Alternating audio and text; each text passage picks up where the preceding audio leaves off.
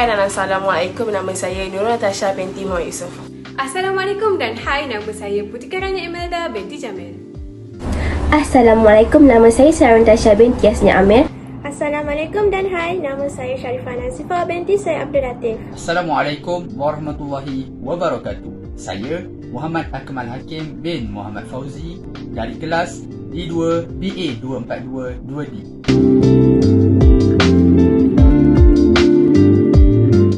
Apakah itu agama? Agama pada lazimnya bermakna kepercayaan kepada Tuhan atau kuasa sakti dan gaib seperti Allah, dan juga amalan-amalan yang berkaitan dengan kepercayaan tersebut.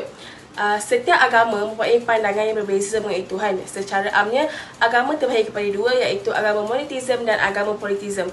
Apakah itu agama monoteism dan politism? Okey, agama monoteism merupakan agama yang menganggap Tuhan hanya satu, yakni mendukung konsep kewahidan Tuhan.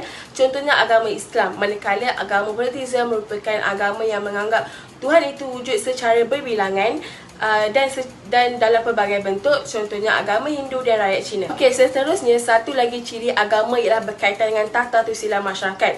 Ini bermakna agama bukan sahaja berkaitan hubungan manusia dengan Allah, hablum minallah, ia juga merupakan hablum minannas, iaitu hubungan manusia dengan manusia. Okey, seterusnya saya akan menceritakan sedikit mengenai agama-agama di Malaysia. Okey, terdapat beberapa agama utama yang dianuti oleh rakyat Malaysia, iaitu agama Islam, agama Buddha, agama Hindu dan agama Kristian.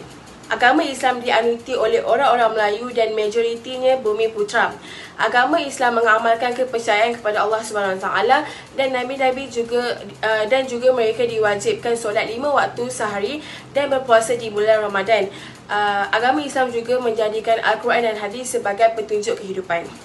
Okey, seterusnya ialah agama Buddha. Agama Buddha majoritinya dianuti oleh kaum Cina. Mereka mengamalkan ajaran Siddhartha Gautama dan mereka juga mempercayai kehidupan selepas kematian dan nasib dan tuah yang disebut sebagai Wanda Feng Shui. Okey, agama Hindu pula dianuti oleh majoritinya kaum India. Kaum ini mengamalkan kepercayaan kepada dewa dan dewi dan juga mempercayai balasan baik dan buruk selepas kematian. Akhir sekali ialah agama Kristian. Agama Kristian dianuti oleh rakyat Cina, India dan Bumi Putra bukan Islam. Mereka mengamalkan kepercayaan kepada Nabi Isa sebagai anak Tuhan yang digelar Jesus Kristus dan bersembahyang di gereja.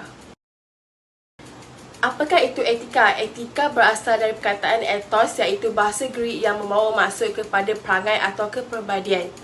Etika adalah satu sistem dasar akhlak, adat, tingkah laku dan kesusilaan. Ia juga merupakan prinsip moral. Ini bermaksud merupakan tanggungjawab atau akibat tingkah laku seseorang terhadap masyarakat. Dari sudut perspektif Islam, etika merujuk kepada tingkah laku yang betul berdasarkan Al-Quran dan ketakwaan.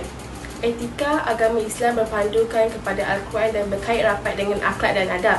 Etika dalam pandangan atas merupakan bahagian dari agama dan berpusat pada psikologi jiwa manusia serta berkait dengan kehidupan politik dan sosial. Adab ialah perilaku benar yang timbul daripada pengawalan diri sendiri yang berasaskan ilmu dan diperoleh daripada kebijaksanaan. Al-Atas juga berpendapat bahawa Allah SWT telah menunjukkan manusia pengetahuan dan kebebasan untuk memilih, namun ia akan bertanggungjawab atas pilihannya kepada Allah SWT nanti. Seterusnya ialah etika agama Buddha. Etika agama Buddha berpandukan kepada Pancasila. Sila merupakan tingkah laku yang merangkumi komitmen terhadap keharmonian dan menahan diri daripada melakukan kekerasan atau kebebasan yang menyebabkan bahaya. Ia telah digambarkan sebagai kebajikan, disiplin, moral dan ajaran. Okey, etika agama Hindu pula berdasarkan kitab Veda. Prinsip-prinsip etika Hindu wajib dipegang teguh oleh penganut-penganutnya. Bagi penganut Hindu, terdapat 4 matlamat dalam hidup, iaitu karma yang bermaksud cinta dan kesenangan, arta yang bermaksud kekayaan material, dharma dan moksha yang bermaksud pelepasan daripada penjelmaan semula. Okey, akhir sekali ialah etika agama Kristian. Etika agama Kristian berpandukan kepada Alkitab, iaitu Bible, yang merujuk kepada sistem atau teori yang dihasilkan oleh kajian, tafsiran dan penilaian moral, iaitu peraturan, kelakuan dan kepercayaan mementingkan kebaikan. Sebelum kita membincangkan hubungan antara etika dan agama, marilah kita ketahui persamaan dalam setiap agama tentang etika asas. Hans Kuhn mengatakan bahawa etika yang bersumberkan dari ajaran agama mengandungi prinsip yang berkaitan dengan nilai-nilai kebenaran, sikap dan perilaku yang dikasihi Tuhan. Terdapat beberapa persamaan dalam setiap agama berkenaan hubungan tentang etika asas. Yang pertama ialah saling menghormati. Setiap agama percaya pada kasih sayang dan keprihatinan terhadap orang lain. Seterusnya ialah kejujuran. Setiap agama melatih agar seseorang itu menjadi jujur dalam melakukan apa jua perkara. Sebelum kita pergi lebih jauh untuk membicarakan tentang hubungan etika dan agama atau mencari titik persamaan antara kedua-duanya, lebih baik kita memahami apa itu etika dan agama. Etika mengajarkan nilai baik dan buruk kepada manusia berdasarkan akal fikiran dan hati nurani. Etika lebih kepada prinsip asas tingkah laku manusia yang baik dan buruk, manakala moral merujuk kepada peraturan yang lebih konkret. Lebih mudah untuk faham, ajaran moral adalah panduan bagaimana kita harus bertindak, manakala etika adalah cara memberi penilaian terhadap tindakan kita. Secara mudahnya, etika boleh dikatakan sebagai ilmu yang mengkaji secara sistematik akhlak dan memberi penilaian terhadap tindakan moral. Agama pula ialah mengajarkan baik dan buruk kepada manusia berdasarkan wahyu, iaitu kitab suci yang kebenarannya mutlak dan dapat diuji dengan akal fikiran. Jadi, marilah membicarakan tentang hubungan antara etika dan agama dengan lebih mendalam. Isu etika dan agama adalah dua perkara yang tidak perlu bercanggah. Antara etika dan agama adalah dua perkara yang saling memerlukan, atau lebih jelas disebut, agama dan etika saling melengkapi. Agama memerlukan etika untuk melihat secara kritis tindakan moral yang mungkin tidak rasional. Sedangkan etika itu sendiri memerlukan agama agar manusia tidak mengabaikan rasa sensitiviti dalam diri. Hubungan antara etika dan agama akan mewujudkan keseimbangan di mana agama dapat membantu etika untuk tidak bertindak hanya berdasarkan rasional dan melupakan sensitiviti perasaan dalam diri manusia. Etika juga dapat membantu agama melihat secara kritis dan rasional tindakan moral. Hubungan antara etika dengan agama sangat erat kaitannya, iaitu saling isi-mengisi dan tunjang-menunjang. Keduanya terdapat persamaan dasar, iaitu sama-sama menyelidiki dan menentukan ukuran baik dan buruk dengan melihat pada amal perbuatan manusia. Dengan itu, kita boleh mengatakan bahawa hubungan antara etika dan agama adalah hubungan timbal balik yang memerlukan antara satu sama lain. Etika tidak boleh berjalan sendirian dengan rasionalnya, begitu juga agama berjalan sendirian dengan doktrinya. Etika tanpa agama menjadi kering dan agama tanpa etika menjadi tawar. Etika yang baik ialah etika yang memberi ruang kepada sensitiviti dan tidak hanya bergantung kepada nisbah dalam lakonan. Kerana etika seperti ini hanya akan memunculkan kebenaran subjektif yang tidak mempunyai nilai dan cenderung melupakan fitrah manusia sebagai makhluk beragama. Sebaliknya, agama juga harus mengiktiraf kepentingan etika dalam hidup bersama kerana tanpa etika sukar bagi agama untuk mencari nilai bersama. Sebab itu, etika mempunyai peranan yang besar dalam agama. Hari ini saya akan membentangkan tentang tujuan dan juga kepentingan beretika dalam beragama. Kita mulakan dahulu dengan tujuan beretika. Dengan adanya etika dalam beragama ini dapat memberikan kedamaian untuk menjalinkan hubungan yang harmoni bagi setiap pemeluk agama. Ia juga menjadikan masyarakat hidup aman dan damai tanpa ada perbalahan antara umat beragama. Masyarakat yang beretika juga akan lebih menghormati dan menghargai perbezaan pengenalan ajaran umat yang berlainan agama. Seterusnya ialah kepentingan etika dalam agama. Etika merupakan elemen penting dalam kehidupan manusia kerana ia akan membantu pada pembentukan keharmonian, kesejahteraan dan juga kedamaian hidup. Manusia yang beretika akan sentiasa hidup dalam bulan daripada kacamata masyarakat. Mereka dihormati, pandangan setiap idea mereka menjadi rujukan kepada masyarakat. Sejak awal peradaban manusia, tamu-tamu agama juga meletakkan etika setara dengan agama dan juga kepercayaan. Etika begitu luas cabangnya sehingga merangkumi bidang pendidikan, perniagaan, hubungan masyarakat dan juga hubungan antarabangsa. Antara kepentingan beretika dalam agama ialah dapat menghormati semua ajaran agama lain seperti menghormati kebudayaan atau tempat ibadat agama lain. Selain itu, menghormati kebebasan pemeluk agama lain untuk menjalankan perintah agama mereka dengan baik. Seterusnya, mewujudkan masyarakat yang sejahtera yang saling berbuat kebaikan serta saling menghormati umat agama yang lain. Akhir sekali, kepentingan beretika dalam agama ialah dapat menghargai perbezaan ajaran ataupun keyakinan agama yang lain. Selain itu, kepentingan vertikal juga dapat dilihat daripada segi individu, masyarakat dan juga keluarga. Secara individunya, seseorang yang beretika akan dapat menikmati kebaikan dari segi fizikal, rohani dan juga mental. Orang yang beretika akan sentiasa menjaga tingkah lakunya agar tidak bertentangan atau melanggar kehendak masyarakat. Malah, seseorang yang beretika juga mempunyai kemenangan hati dan juga kawalan emosi atau kualiti emosi yang membantu pada pembentukan sifat-sifat sabar, pengasih, rasional dan juga bertimbang rasa. Selain itu, dengan adanya etika, individu dapat mengawal sesuatu tindakan apabila berurusan dengan individu lain, masyarakat, alam sekitar, haiwan atau hubungan dengan Tuhan Yang Maha Esa. Seterusnya ialah kepentingan etika kepada keluarga. Etika dalam keluarga adalah etika yang telah diatur dan diamalkan dalam lingkungan keluarga. Nilai etika bukan sahaja penting daripada aspek sosial tetapi juga memiliki peranan penting daripada aspek psikologi dan juga sosial budaya kerana ia bertujuan untuk membentuk dan juga membaiki tingkah laku seseorang individu dalam sebuah keluarga. Antara etika yang wujud dalam sebuah keluarga adalah seperti cara menghormati orang yang lebih tua, cara berinteraksi dengan sopan dan juga cara menghormati tetamu. Tanpa wujudnya etika dalam berkeluarga, kehidupan berkeluarga pasti akan dilimpahi dengan pelbagai masalah dan seterusnya berlaku pada perpecahan dalam kalangan ahli keluarga. Akhir sekali ialah kepentingan beretika dalam masyarakat. Etika dalam masyarakat perlu diartikan sebagai satu panduan dan juga prinsip-prinsip yang dapat diterima dan dipersetujui oleh masyarakat setempat. Kepentingan etika dalam masyarakat adalah penting untuk dipatuhi oleh individu dalam sesebuah masyarakat agar hidup dengan aman dan juga harmoni. Walau bagaimanapun, nilai etika ini adalah berbeza-beza mengikut budaya, amalan dan juga kepercayaan agama yang ada di dalam sesebuah masyarakat.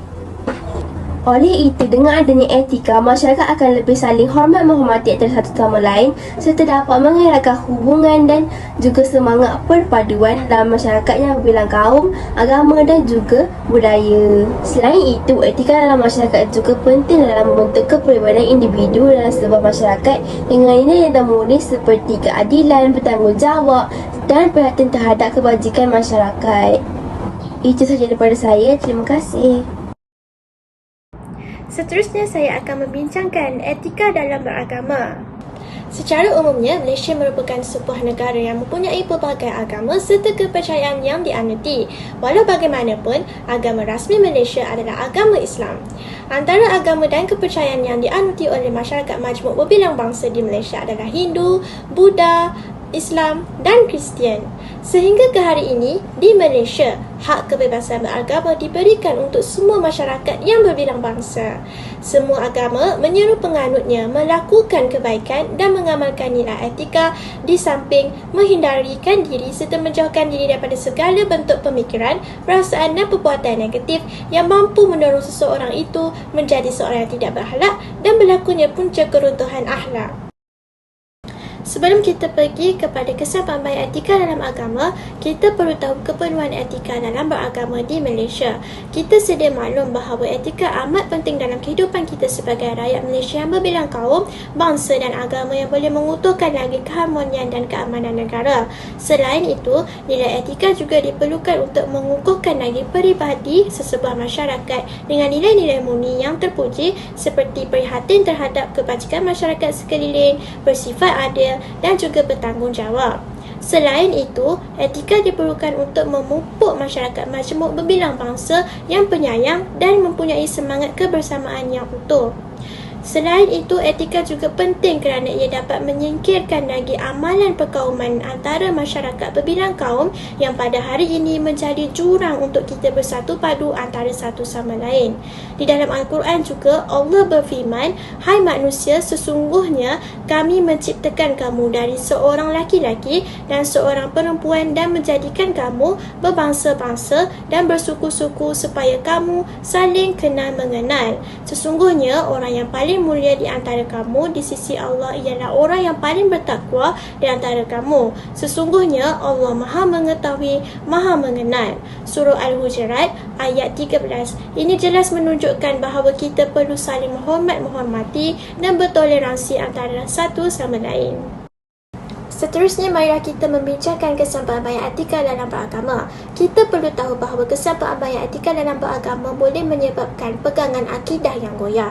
Ini berlaku apabila sesetengah ataupun seseorang masyarakat yang tidak mengamalkan etika lebih mempercayai unsur hurafat yang akan menyebabkan masyarakat melakukan amal yang terpesong dari ajaran agama Islam yang suci sekaligus memecah belahkan umat Islam. Selain itu, terjadinya keruntuhan akhlak dan jati diri. Ini terjadi apabila didikan agama dan nilai murni yang tidak diterapkan dalam diri sesetengah masyarakat boleh menyebabkan masyarakat tidak tahu membezakan perkara yang baik maupun buruk. Kita perlu dan sedia maklum bahawa berakhlak mulia dan jati diri yang kukuh adalah salah satu perkara yang bernilai kepada bangsa dan juga negara. Seterusnya, lahirnya sikap individualistik. Ini terjadi apabila sikap individualistik adalah punca perpaduan dan kesatuan terjejas sekaligus melahirkan masyarakat yang tidak menghormati dan bertoleransi antara satu sama lain. Pembentangan saya bertajuk Aplikasi Etika dalam Beragama. Untuk mengaplikasikan etika dalam kehidupan seharian, kita hendaklah mengamalkan penghayatan nilai-nilai murni. Umum mengetahui, masyarakat majmuk di Malaysia sangat terkenal dengan budaya serta akhlaknya yang dikagumi. Jelas, Islam adalah agama rasmi negara ini. Namun, kesemua agama memberi tekanan terhadap soal akhlak dan moral untuk membina individu yang beretika. Nilai-nilai murni yang terkandung dalam masyarakat bertindak sebagai peneraju kepada kesejahteraan masyarakat di negara ini. Seterusnya, aplikasi etika dalam Islam. Sumber asas yang perlu dipegang oleh seorang Muslim ialah Al-Quran dan hadis Rasulullah sallallahu alaihi wasallam. Pada waktu yang sama, Islam turut menerapkan sumber yang terdiri daripada pemikiran, naluri dan pengalaman manusia. Ia juga turut meliputi aspek praktikal di mana seseorang Muslim hendaklah mengamalkan akhlak dalam pertuturan sesama manusia agar persaudaraan dapat terjalin dengan baik. Akhir sekali adalah kesan akhlak dan etika sesama manusia. Jelaslah bahawa Al-Quran dan sunnah Rasulullah sallallahu alaihi wasallam menggariskan akhlak yang mulia dalam pergaulan seharian. Hal ini demikian kerana persaudaraan yang erat dapat mewujudkan kehidupan yang harmoni lagi makmur. Oleh itu, Islam menuntut umatnya untuk mengamalkan sifat amar ma'ruf nahi munkar dalam kehidupan seharian agar kesejahteraan umat sejagat terjamin. Sekian sahaja daripada saya. Terima kasih. Seterusnya adalah kesimpulan. Hasil daripada pembentangan ini sudah terang lagi bersuluh penerapan etika dan moral di dalam diri kita sebagai umat Islam dan rakyat Malaysia yang majmuk haruslah ditekankan untuk melahirkan masyarakat yang prihatin, bertoleransi, rasional dan masyarakat yang mampu berfikiran kelas pertama. Beretika dalam beragama juga penting kerana ia dapat memberi impak yang besar kepada masyarakat dan umat Islam dari segi tingkah laku dan kehidupan seharian. Selain itu, kepelbagaian agama dan budaya hendaklah dihormati agar Malaysia dapat menjadi contoh kepada negara luar yang lain. Akhir sekali, sebagai rakyat Malaysia dan masyarakat yang bertamadun, kita wajarlah menjaga dan menghormati antara satu sama lain untuk menjadi contoh generasi yang akan datang. Maka dengan itu, tamatlah pembentangan daripada kumpulan kami. Sekian, terima kasih. Burung helang terbangnya tinggi, hinggap sebentar di pohon jati. Terima kasih saudara dan saudari memberi tumpuan sepenuh hati.